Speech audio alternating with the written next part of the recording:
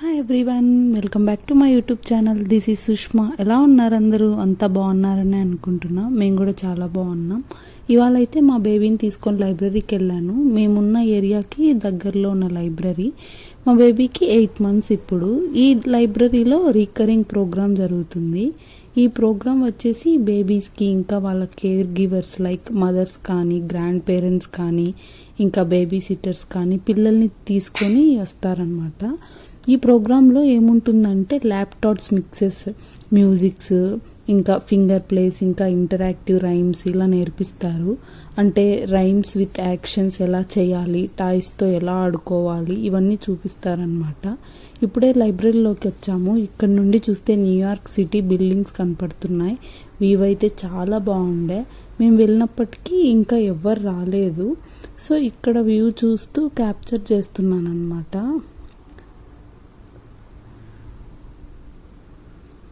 ఇలా బేబీస్కి వాళ్ళ care గివర్స్కి chairs వేస్తారు. చిన్నవి వచ్చేసి బేబీస్కి, పెద్దవి వచ్చేసి కేర్ గివర్స్కి. 6 months నుండి 2 years ఉన్న పిల్లలకు ఉంటుంది ఈ ప్రోగ్రామ్ అయితే. ఇంకా అదర్ ఏజ్ పిల్లలకి డిఫరెంట్ ప్రోగ్రామ్స్ ఉంటాయి. వాళ్ళ ఏజ్కి రిలేటెడ్గా 1/2 hour ఉంటుంది వీక్లీ వన్సే అయితే.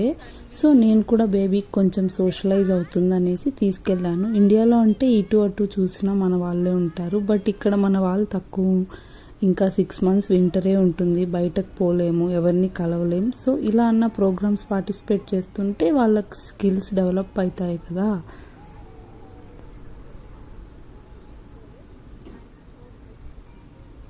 ఇలా ఒక టీచర్ వస్తుంది, తను విత్ యాక్షన్స్తో రైమ్స్ చూపిస్తుంది. అది చూసి బేబీస్తో మదర్స్ చేయిస్తారు.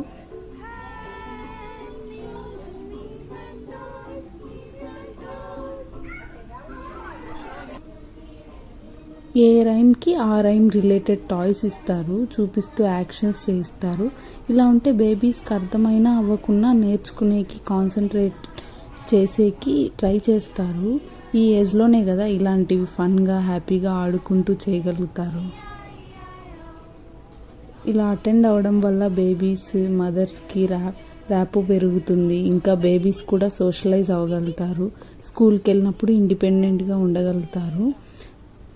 టాయ్స్ వాళ్ళే తెచ్చిస్తారు. బేబీస్ సెలెక్ట్ చేసుకోవచ్చు, నచ్చింది ఆడుకొని. ఆ టైంలో వాళ్ళకి సెన్సరీ స్కిల్స్ కూడా బాగా డెవలప్ అవుతాయి కదా. మళ్ళీ టాయ్స్ రిటర్న్ ఇచ్చేయాలి. చూసారా ఎంత బాగా రిటర్న్ తెచ్చిచ్చేస్తున్నారో. కావాలి అని కూడా అనట్లేదు, వాళ్ళు మళ్ళీ ఏడవకుండా ఇచ్చేస్తున్నారు. పిల్లలకే కాదు, మమ్మీస్కి కూడా ఒక రిఫ్రెష్మెంట్గా ఉంటుంది కదా ఇలా. ఇంకా సెషన్ అయిపోయాక కింద లైబ్రరీలో కిడ్స్ బుక్ స్టోర్కి వెళ్ళాము. బేబీస్కి different types of story books ఉంటాయి ఇక్కడ. లైబ్రరీ కార్డ్ తీసుకెళ్ళాలి, మళ్ళీ టైంకి రిటర్న్ ఇచ్చేయాలి. నేను కూడా 2 books తీసుకున్నాను బేబీస్కి. ఇప్పటి నుండే స్క్రీన్ టైం స్టార్ట్ చేసే కంటే ఇలా స్టోరీ బుక్స్ చూపిస్తే వాళ్ళకి ఒక క్రియేటివ్ స్కిల్ డెవలప్మెంట్ అవుతుంది కదా. ఉండరు, బట్ ఈ టైంలో అన్నా స్టార్ట్ చేయకుంటే బెటర్ అనేసి నా ఒపీనియన్. ఇంకా లైబ్రరీ పక్కనే టాట్ సెంటర్ ఉంటుంది. చిన్నపిల్లలకి ఇండోర్ గేమ్స్ ఉంటాయి. సో అక్కడికి వెళ్తున్నాము. ఇక్కడికి weekly 1 or 2 తీసుకెళ్తుంటాను.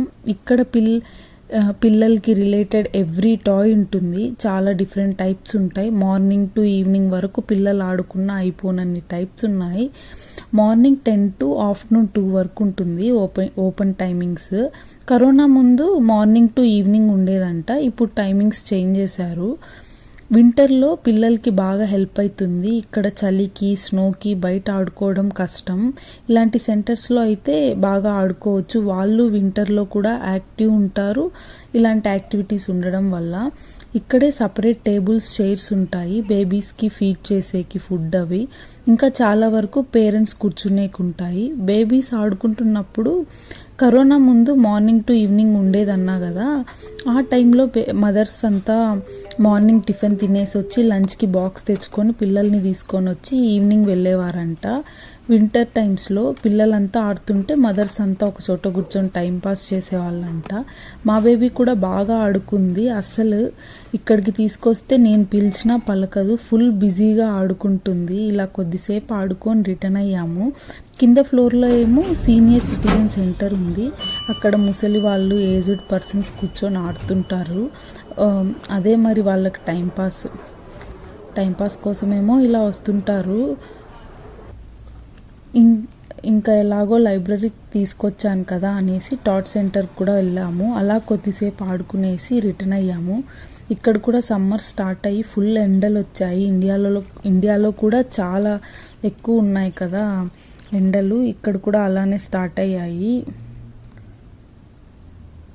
Thanks for watching the video. మరిన్ని వీడియోస్ కోసం please like, share and subscribe to my channel.